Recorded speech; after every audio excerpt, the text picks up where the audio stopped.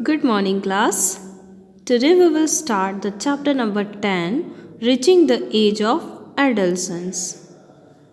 जैसा कि आप सभी जानते हैं, कोई भी लिविंग थिंग होती है वो ग्रोथ भी करती है और रिप्रोडक्शन प्रोसेस भी करती है.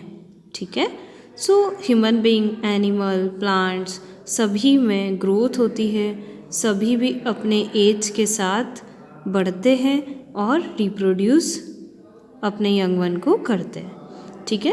सो इस चैप्टर में हम कैसे कोई ह्यूमन बीइंग ग्रोथ करता है और कैसे वो एडल्ट बनता है और कैसे वो रिप्रोडक्शन प्रोसेस के लिए एबल होता है, इस बारे में पढ़ेंगे. उससे पहले आप एक टर्म को समझिए, एडolescence. एडolescence का मतलब होता है कि एक ऐसी स्टेप लाइफ की जिस स्टेज पर आकर आपकी बॉडी ग्रोथ करके पूरी तरह से मैच्योर्ड हो जाती है, फिजिकली एंड मेंटली बोथ. ठीक है. Now growing up is a natural process, जैसा कि आप सभी जानते हैं, और ये लिविंग थिंग की एक प्रॉपर्टी भी है. नाउ अब कई सारी स्टेजेस से जब कोई ह्यूमन बीइंग गुजरता है, जैसे कि इन्फेंसी, चाइल्डहुड, एडolescence एंड एडल्टहुड, ये 4 मेन अवस्थाएं होती हैं. ठीक है. जैसे कि इन्फेंसी जो बिल्कुल छोटा होता है, फिर चाइल्डहुड यानी बचपना, देन एडolescence की एज आती है जिसमें बॉडी फिजिकली मेंटली डेवलपमेंट होता है, और एक एडल्टहुड होता है जो कम्प्लीटली एडल्ट होने की बात की एज होती है. तो 1 बाय 1 हम चारों स्टेज को समझेंगे. बर्थ से लेकर 2 ईयर्स तक की जो स्टेज होती है ह्यूमन बीइंग में, वो इन्फेंसी कहलाती है, जिसमें बच्चे को कोई एक्स्ट्रा नॉलेज या फिर बोल सकते हैं कि कोई नॉलेज ही नहीं होता, जो धीरे धीरे सिर्फ अपने फैमिली मेम्बर्स को, मदर को, फादर को पहचान रहा होता है और फॉलो कर रहा होता है जो उसके आसपास सराउंडिंग में पीपल करते हैं उसे, है ना. कैसे वॉक करना है, ठीक है, कैसे बैठना है, ये सब उसकी एक प्रैक्टिस सेशन चलता है. नाउ 2 साल तक की जो एज होती है उसमें वो इन्फेंसी कहलाती है. देन 2 ईयर से लेकर 11 ईयर तक की जो एज होती है वो चाइल्डहुड कहलाती है, जिसे हम कहेंगे बचपना. ठीक है. जो सबसे फास्ट ग्रोविंग स्टेज होती है बच्चे की, और इसमें बच्चा बहुत जल्दी ग्रोथ करता है अपनी फिज़िकली, यानी कि उसकी बॉडी भी धीरे धीरे ग्रोथ करती है, साथ में मेंटली ग्रोथ भी बहुत फास्ट चलती है. ठीक है. और जिसे हम बचपन भी कहते हैं. Now the stage of growth and maturity from about 11 years to 18 और 19 ईयर्स, यानी कि 11 साल से लेकर 18-19 साल तक की जो एज ड्यूरेशन रहता है उसी को हम कहेंगे एडolescence. और ये एक ट्रांजिशनल पीरियड होता है जिसमें कोई भी human being physical and mentally development होता है.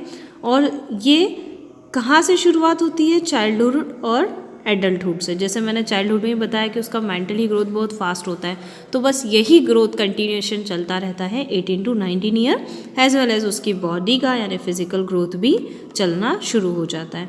और अदर वर्ड्स में हम ये कह सकते हैं कि एक ऐसा पीरियड ऑफ लाइफ, मतलब आपकी लाइफ का वो पीरियड, वो टाइम जब कोई भी बॉडी में चेंजेस आते हैं, सबसे ज़्यादा चेंजेस आते हैं और रिप्रोडक्टिव मैच्योरिटी आती है.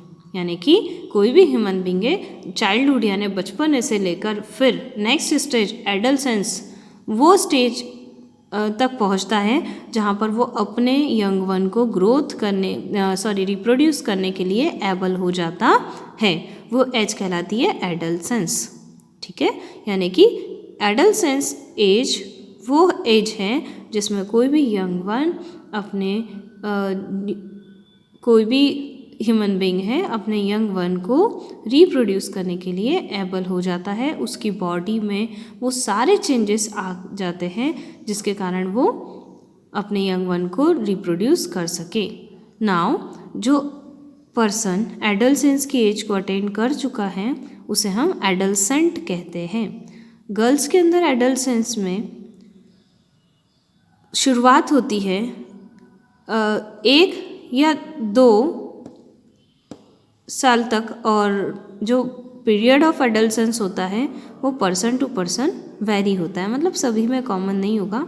और एडल्सेंस का पीरियड जो होता है टीनेजर्स में वो लगभग 13 से लेकर 18-19 तक कवर अप होता है, ठीक है। और एडल्सेंट्स को ही टीनेजर्स कहा जाता है। टीनेजर्स वर्ड आपने सुना होगा। जो एडल्सेंट्स होते हैं, जो एटलीस्ट जिनकी बॉडी में ये मैच्योरिटी आती है अपने यंग वन को रिप्रोड्यूस करने की। नाउ जो न्यू टर्म है प्यूबर्टी। प्यूबर्टी क्या होती है?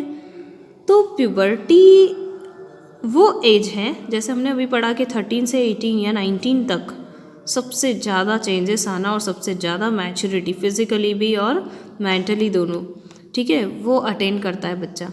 नाउ प्यूबर्टी वो स्टेज है जिसमें सेक्स हार्मोन और सेक्स गैमेट्स प्रोड्यूस होना स्टार्ट हो जाते हैं किसी भी गर्ल्स या बॉयज़ की बॉडी में, और वो सेक्सुअली मैच्योर हो जाता है रिप्रोडक्शन प्रोसेस करने के लिए, उसे हम प्यूबर्टी कहते हैं। यानी किसी भी ह्यूमन बीइंग की लाइफ की वो प्रोसेस जिसमें उसकी बॉडी में सेक्स हार्मोन या सेक्स गैमेट्स, जिसके कारण वो अपने यंग वन को रिप्रोड्यूस कर सके, वो प्रोड्यूस होना स्टार्ट हो जाते हैं। कम्प्लीटली उनके हार्मोन सीक्रेट होना और उनकी ग्लैंड्स भी डेवलप हो जाती है, वो स्टेज कहलाती है प्यूबर्टी। यानी जनरली जो बॉयज़ में जो प्यूबर्टी होती है वो 13 to 14 ईयर्स में आ जाती है, और गर्ल्स में जो रहती है वो उससे पहले यानी कि 10 से 12 साल के अंदर ही आ जाती है, ठीक है। और जब प्यूबर्टी वो अटेन करते हैं तो आपने देखा होगा कि जब कोई भी बच्चा ग्रोथ करता है तो उसका मूड स्विंग होना, कई सारे चेंजेस उसके अंदर आते हैं, क्योंकि उसके जो हार्मोन्स होते हैं और ग्लैंड्स होते हैं वो डेवलप हो रहे होते हैं और कम्प्लीटली डेवलप हो रहे होते हैं। जैसे गर्ल्स में 10 to 12 ईयर्स में ही सेक्स हार्मोन प्रॉपरली डेवलप हो जाते हैं, और बॉयज़ में भी 13 to 14 ईयर्स में हो जाते हैं, ठीक है। अब जब प्यूबर्टी स्टेज आती है तब क्या क्या चेंजेस आते हैं? तो जो मेल चाइल्ड होता है, मेल चाइल्ड के अंदर testis start producing a male gametes. जो टेस्टिस होता है वो मेल गैमेट जिसे हम स्पर्म कहते हैं वो प्रोड्यूस करना शुरू हो जाता है, और साथ में सेक्स हार्मोन्स जो मेल के अंदर होता है टेस्टोस्टेरोन, वो प्रोडक्शन स्टार्ट हो जाता है। नाउ फीमेल के केस में ओवेरी एग या ओवा को, जो कि फीमेल गैमेट कहलाता है, प्रोड्यूस करना स्टार्ट कर देती है। साथ में फीमेल के अंदर जो सेक्स हार्मोन्स होते हैं ओएस्ट्रोजन और प्रोजेस्टेरोन, ठीक है, ये दोनों जो हार्मोन्स है ये दोनों भी फीमेल के अंदर सिक्रेट होना स्टार्ट कर देते हैं, ठीक है। Now changes at puberty and adolescent. जब कोई भी बच्चा प्यूबर्टी के स्टेज पर आ रहा है या एडल्सेंस के स्टेज पर आ रहा है तो उसमें क्या क्या बदलाव आते हैं? तो आपने देखा होगा कई सारी चेंजेस आपको देखने को मिलता है, ठीक है। जैसे कि जो हार्मोन सिक्रेट होते हैं बॉडी में, जो ग्लैंड्स डेवलप होती है, ठीक है, और उनसे जो हार्मोन सिक्रेट होते हैं वो हार्मोन्स कई सारे चेंजेस बॉडी में ला देती है, जैसे कि इंक्रीज इन हाइट। अब आपने देखा होगा प्यूबर्टी स्टेज में सडन हाइट में इंक्रीमेंट होता है गर्ल्स और बॉयज़ दोनों के। ये हाइट में इंक्रीमेंट जो होता है उसमें उनकी लेंथ जो रहती है वो सडन इंक्रीज़ होती है, जैसे कि उनके आर्म्स की और लेग्स की लेंथ, ठीक है। मतलब सारी बॉडी में प्रॉपरली, जैसे चेस्ट पार्ट है और नेक पार्ट है, हेड पार्ट है, ये ना ग्रोथ होते हुए सडन इंक्रीमेंट कैसा होता है, उनकी आर्म्स का और लेग्स का लेंथ बढ़ता जाता है। और हर इंडिविजुअल्स में सेम ग्रोथ नहीं होती।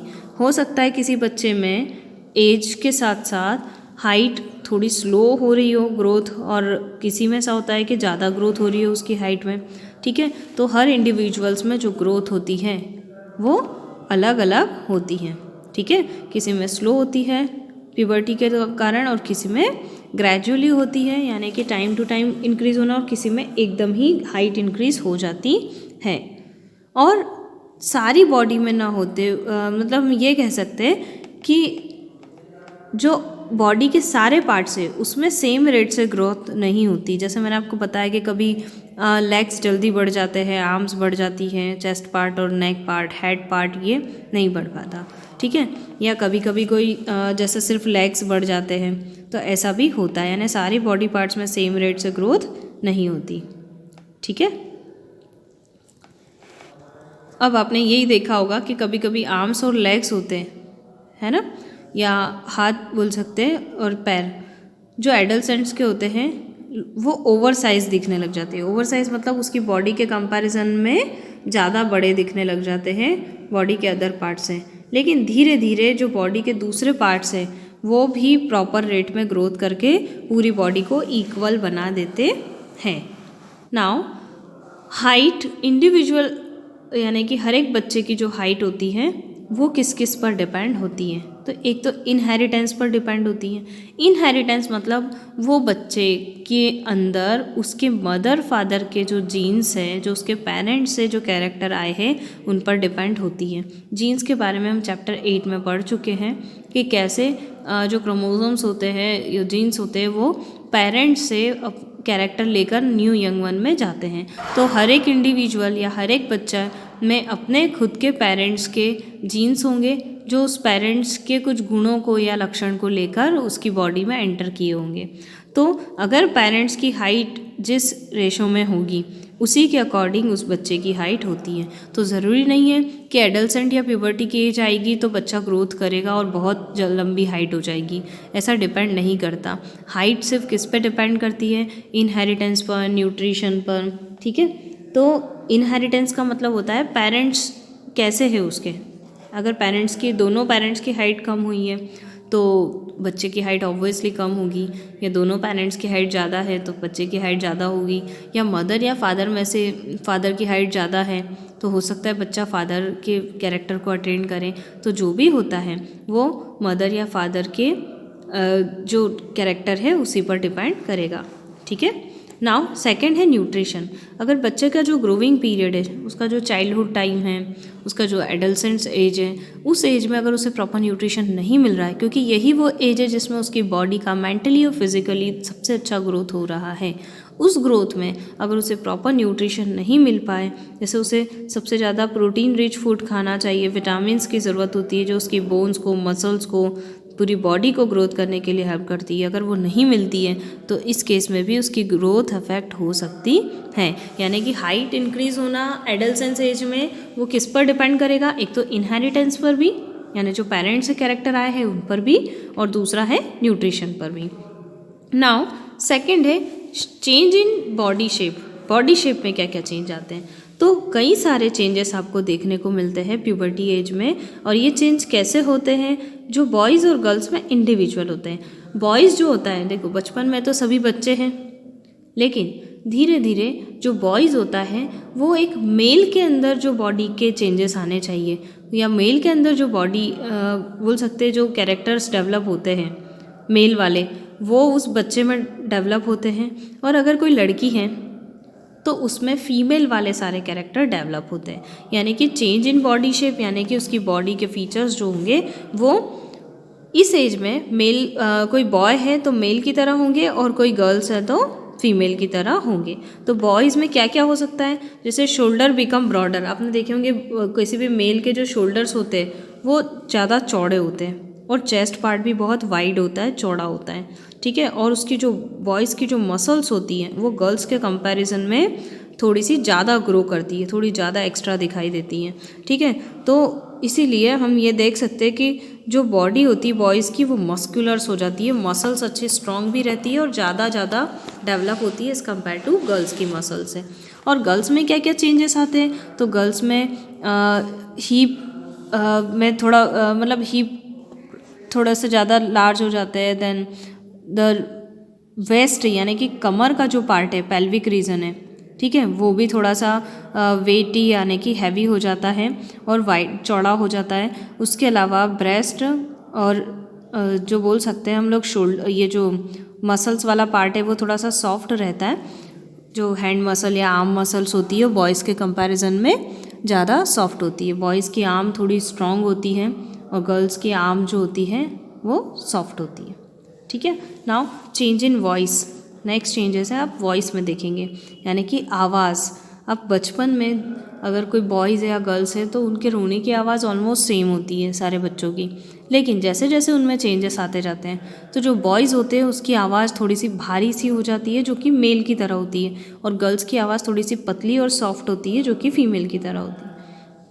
तो प्यूबर्टी स्टेज में क्या होता है, जो वॉइस बॉक्स है, जो यहाँ पर एरो में दिखाया गया है एडम एप्पल, ठीक है, अंदर की तरफ उसे वॉइस बॉक्स कहेंगे, लैरिंग्स, ठीक है, वो लैरिंग्स होते हैं, वो ग्रो होना शुरू हो जाते हैं।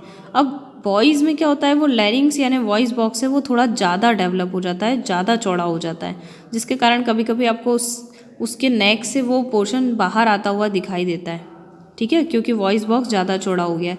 और ज़्यादा चौड़ा होने के कारण क्या होगा, उनकी आवाज़ जो रहती है वो थोड़ी सी भारी हो जाती है, और ये एडम एप्पल कहलाता है। जो हिस्सा बाहर की तरफ आता है उसे हम एडम एप्पल कहते हैं, ठीक है। तो ये एडम एप्पल भी आपको ये समझा सकता है कि प्यूबर्टी में क्या क्या चेंजेस आ रहे हैं, मतलब उसके वॉइस में क्या क्या चेंजेस आ रहे हैं प्यूबर्टी के दौरान, ठीक है।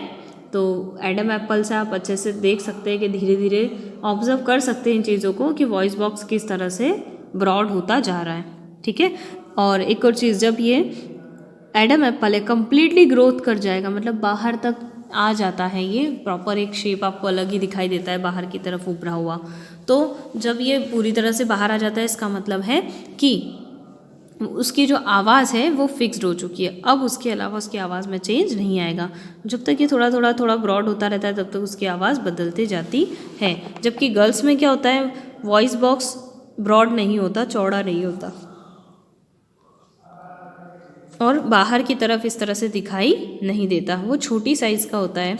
इसी के कारण जो गर्ल्स की वॉइस होती है वो हाई पिच्ड वॉइस होती है, क्योंकि वॉइस बॉक्स अगर चौड़ा होगा तो उसमें से एक साथ बहुत सारी एयर आउट हो जाएगी, और जिससे बोलते हैं कि जो वाइब्रेशंस होंगे वो थोड़े से हैवी होंगे, ठीक है। जबकि यहाँ पर वॉइस बॉक्स, ये जो वॉइस बॉक्स है, लैरिंग्स है, ये ज़्यादा ग्रोथ नहीं करने के कारण जो एयर पास होगी वो बहुत कम पोर्शन से पास होगी। जो नेक में हम बोल सकते हैं ना, इसके बीच में जो गैप रहेगी लैरिंग्स की, उसमें से बहुत प्रेशर के साथ एयर पास होगी, तो उसी के कारण हाई पिच वॉइस प्रोड्यूस होती है, और इसीलिए गर्ल्स की आवाज़ थोड़ी सी तीखी और तेज़ होती है। You may have notice that the voice of some boys in your class becomes a rough and hoarse, है ना, आप देख चुके हो। This is a temporary abnormality in muscles of the growing voice box, और ऐसा इसलिए होता है कि कभी कभी उसकी आवाज़ आपको भारी है नज़र आती है, क्योंकि अभी वो उसी दौरान में या ग्रोइंग पीरियड में चल रहा है, अभी वो प्यूबर्टी की एज को अटेंड कर रहा है, और इसीलिए उसके जो वॉइस बॉक्स है उसकी मसल्स की साइज़ में चेंज आता जा रहा है, इसलिए धीरे धीरे उसकी वॉइस भी चेंज होती जा रही है। दिस स्टेट में परसिस्ट फॉर फ्यू डेज और weeks, but after that the voice become normal. और जब ये चेंजेस आते हैं तो कभी कभी मसल्स बहुत लूज़ होती है, स्ट्रॉन्ग हो जाती है, तो उसी के कारण 10-15 दिन के लिए उसकी आवाज़ अलग लगेगी, फिर वापस नॉर्मल हो जाती है, ठीक है। Now increase activity of sweat and sebaceous gland. अब देखो होता क्या है कि जब प्यूबर्टी की एज अटेंड करते हैं तो उस टाइम पे कई सारी प्यूबर्टी एज के दौरान कई सारी ग्लैंड बॉडी में एक्टिव होती है, तो उसमें से एक ये ग्लैंड होती है जो ऑयल और स्वेट सिक्रेट करती है, ठीक है। जैसे कि ह्यूमन बीइंग के अंदर स्किन से जो ऑयल और ये सिक्रेट होता है वो भी किसी ग्लैंड के थ्रू ही होता है, ठीक है। और जो स्वेट होता है, पसीना होता है, वो भी किसी ग्लैंड से ही एक्टिव होता है। तो इस दौरान क्या होता है, ये जो सेबेसियस ग्लैंड है या स्वेट ग्लैंड जिसे हम कहेंगे, वो ज़्यादा से ज़्यादा ऑयल और सेबम, ठीक है, वो सिक्रेट करती है। यानी आप स्किन पे एक अजीब सा ऑयली सरफेस आप देखोगे। सेबम का मतलब होता है कि जैसे ऑयल सा स्टिकी सब्सटेंस निकलना स्किन से, ठीक है। तो इस तरह के ग्लैंड के कारण प्रोड्यूस होना लग जाता है, ग्लैंड ज़्यादा एक्टिव हो जाती हैं, तो ये सारे चेंजेस भी आपको देखने को मिलेंगे, और उसी के कारण स्किन पर आपको कई सारे पिंपल, जिसे आप एक्ने भी कहते हैं, वो देखने को मिलेंगे, जो कि छोटे बच्चों को नहीं होते, पर जब प्यूबर्टी एज आती है, एडल्सेंस की एज जब बच्चा अटेन करता है, तब उसकी स्किन पर ये दिखाई देते हैं।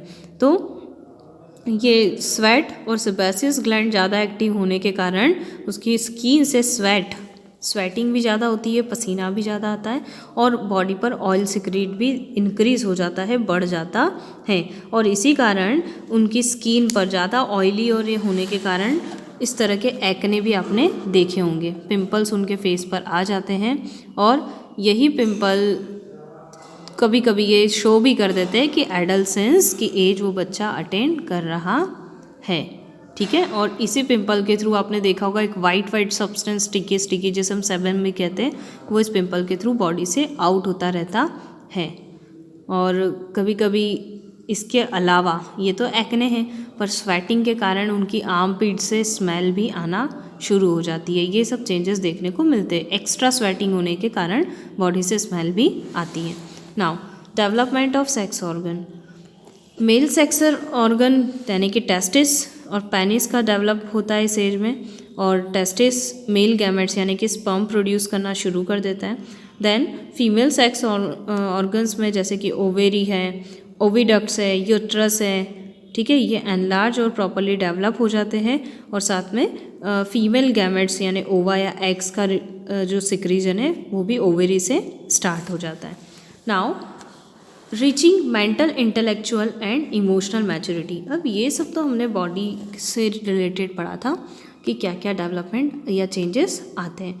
नाउ अब ये देखेंगे कि हमने कई बार ऐसा देखा है कि जो बच्चा होता है बहुत चिड़चिड़ा हो जाता है, या फिर कभी कभी बहुत डिप्रेशन में चला जाता है, या उन पे किसी के भी बोलने का एनवायरनमेंट से वो कुछ सीखते हैं, उसका इफ़ेक्ट बहुत जल्दी होता है। सेकेंड थिंग, फैमिली मेम्बर में कभी किसी ने कुछ कहा तो उन्हें जल्दी से नाराज़ हो जाना, ज़्यादा एक्साइटेड हो जाना, ये सारे चेंजेस देखने को मिलते हैं। तो कई सारे इमोशनल और एटीट्यूडनल चेंजेस हम एडolescent में देखते हैं।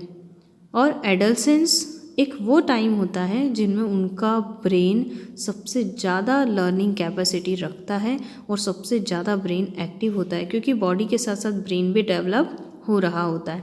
तो ये जो इंटेलेक्चुअल डेवलपमेंट जो होता है उसी के कारण ज़्यादा से ज़्यादा एडolescents अपना टाइम सोचने में, फ्यूचर प्लानिंग करने में, ठीक है, इस तरह से गुजारते हैं। और इमोशनली भी वो जल्दी एक्टिव हो जाते हैं। जैसे किसी का डांटना उन पे जल्दी असर कर देता है, वो किसी बात को अपने मन में लेकर लॉन्ग टाइम तक बैठ जाते हैं, ठीक है, और गुस्सा भी उन्हें बहुत ज़्यादा आता है। ये सारे चेंजेस बॉडी में सीक्रेट होने वाले हॉर्मोन्स के कारण होता है, ठीक है। जैसे कि कुछ यहाँ पर टॉपिक है जो चेंजेस आप देखोगे। फॉर एग्ज़ाम्पल, जैसे कि वो अपने फ्रेंड्स को, ठीक है, और उनके जो पीयर ग्रुप होते हैं जिन्हें वो बहुत ज़्यादा चाहते हैं, ऐसे ग्रुप्स को अपना टाइम देना पसंद करते हैं। आपने कई बार देखा होगा कि बच्चा फैमिली में इन्वॉल्व कम होता है, फ्रेंड्स में ज़्यादा होना पसंद करता है। फ्रेंड्स की बर्थडे पार्टी में जाना उनके लिए एक ज़िद होती है, पेरेंट्स के ना कहने पर भी उन्हें बुरा लग जाता है। तो इस तरह से छोटी छोटी इमोशनलाइज चीज़ें भी आ जाती है। Now often feel confused, have emotional outburst, feel sad, have a strong emotions, mood that change quickly। मतलब आप इसके अलावा कभी कभी देखते हो कि वो सबसे ज़्यादा कंफ्यूज भी हो जाता है कि मेरे लिए क्या सही है, मैं ये करूँ या वो करूँ। कभी कभी वो इमोशनल आउटबर्स्ट हो जाता है। मतलब ऐसे टाइम पे अगर कोई उन्हें इमोशनली ट्रीट करे तो वो सही या गलत को नहीं समझ पाते, वो इमोशनली भी जल्दी एक्टिव हो जाते हैं। वो सैड भी बहुत जल्दी होते हैं, किसी का कहने का या कोई बात हो जाती है, पेरेंट्स ने ही डांट दिया तो उस चीज़ का उन पर असर बहुत जल्दी होता है। और उनके जो स्ट्रॉन्ग इमोशंस होते हैं, ठीक है, मतलब गुस्सा आना, मतलब तो मुझे इससे गुस्सा होना है, मतलब होना ही है। अगर कुछ बच्चे आपने देखे होंगे कि पूरे दिन भर खाना नहीं खाते, है ना, अपने पेरेंट्स की बात को या प्यार से समझाना भी नहीं समझ पाते, या कभी कभी ऐसा भी होता है कि कोई फ्रेंड्स उन्हें बहुत अच्छे से समझा दें तो इमोशनली ट्रीट हो जाते हैं और ट्रीट होने के बाद कुछ गलत काम भी कर देते हैं। तो इस तरह के चेंजेस उनके अंदर देखने को मिलते हैं। और ज़्यादा सेंसिटिव भी हो जाते हैं और लॉस टेम्पर, मतलब अपना गुस्सा भी बहुत जल्दी दिखा देते हैं।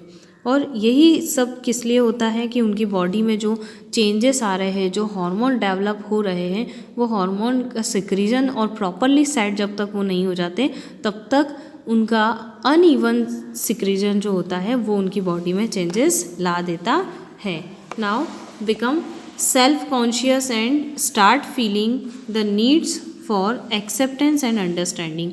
मतलब वो सेल्फ कॉन्शियस तो हो गए और कहीं कहीं उन्हें ये भी फील करना शुरू कर देते हैं कि किसी चीज़ को वो एक्सेप्ट करना शुरू करते हैं। जैसे छोटे बच्चे होते हैं, किसी चीज़ के लिए बहुत जिद करते हैं, लेकिन एडल्सेंस उस चीज़ को समझना शुरू कर देते हैं, उनके अंदर अंडरस्टैंडिंग डेवलप हो जाती है। कई बार पेरेंट्स को जो बचपन में उन्हें डांटना पड़ता था वो चीज़ अब उन्हें समझाने की ज़रूरत नहीं रहती। Now search for a unique socially identity for themself, और वो अपनी खुद की जगह धीरे धीरे एटमोसफियर में, अपने आसपास के एनवायरनमेंट में रहे लोगों से में बनाना शुरू कर देते हैं। सभी चाहते हैं कि मेरी एक यूनिक आइडेंटिटी हो। हर बच्चा ग्रोथ करता है और हर बच्चा अपना एक फ्रेंड सर्कल बनाता है।